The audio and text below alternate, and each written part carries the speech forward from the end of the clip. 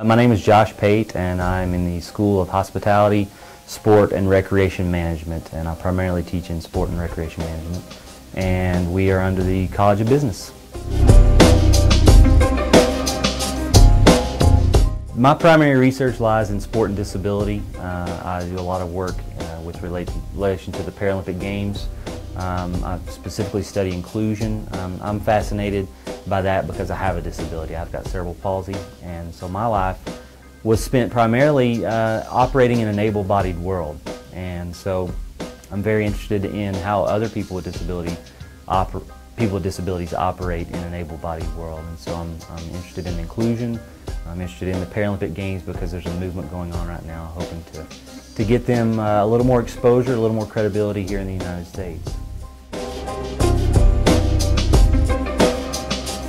What we would love to do, how we're dreaming big, is be able to host a workshop that would bring together both researchers in this industry, because there's a small segment of researchers in the United States that are highly interested in the Paralympic Games and have connections in order to make a difference ultimately. It's just that there's a small number of us.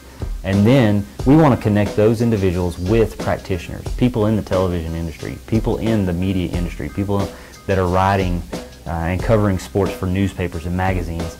And quite simply, we would like to provide a forum that allows the research to speak for itself and say that the athletes are competing, the athletes understand that it's not being covered, and why? Why is it not? In the fall of 2012, we were fortunate enough to begin the semester with that, quite simply because the Paralympic Games were going on at the time the semester began.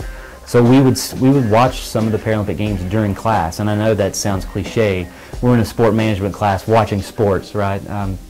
But it was fascinating to get them to write reflections on what their experiences were watching those games. They had never seen those things. They didn't know that wheelchair basketball was as big as it is globally.